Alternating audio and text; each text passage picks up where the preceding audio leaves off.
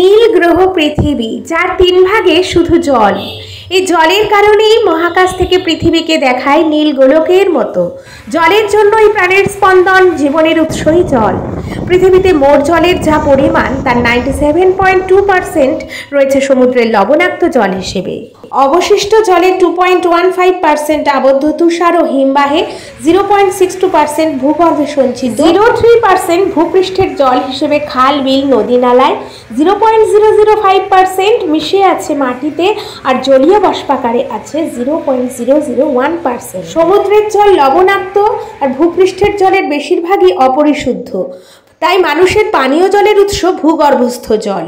মানুষের বেঁচে থাকাও তাই নির্ভর করে মোট জলের অতি সামান্য এক ভগ্নাংশের উপর। পান করা ছাড়াও জলের চাহিদার হাজারো কারণ। কৃষি, শিল্প, মৎস্য চাষ, ব্যবসা বাণিজ্য, বাসস্থান নির্মাণ, যানবাহন চলাচল, শক্তি উৎপাদন, বাঁধ নির্মাণ ইত্যাদি বলে শেষ করা যাবে না। প্রাত্যহিক জীবনের সকল কাজেই জলের ব্যবহার। তাই সাধারণ মানুষের ধারণা জলের ভাণ্ডার যখন অফুরন্ত, একে যত খুশিই ব্যবহার করা যায়। কিন্তু তা মোটেই নয়। কয়লা, পেট্রোল, ডিজেল ইত্যাদির মতো জলের ভাণ্ডারও কিন্তু সীমিত।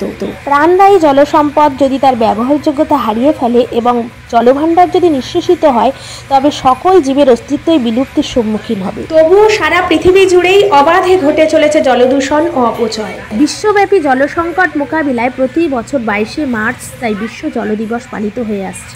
জল দিবস মানব জীবনে জলের প্রয়োজনীয়তাকেই উদযাপন করে। এবছর 2025 সালে জল দিবসের থিম বা বিষয় ছিল হিমবাহের সংরক্ষণ।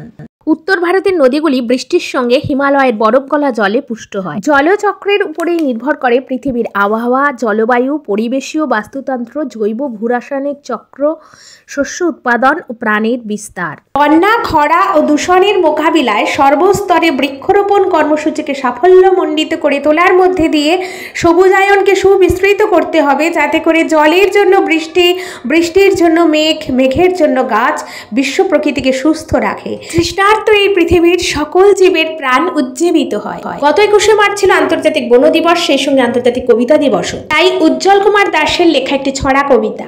গাছ কেটো না বন্ধু, আগে চাই পরিবেশ, তারপরে বাড়ি। গাছপালা, নদী, মাঠ, পাখি, রেলগাড়ি। পরিবেশে জল চাই, ফুরফুরে বায়ু, ঝলমলে রোদ চাই, তবে বাড়ে আয়ু। পরিবেশ, পরিজন, মেঘ, মাটি সব তাই নিয়ে এসো করি বন উৎসব।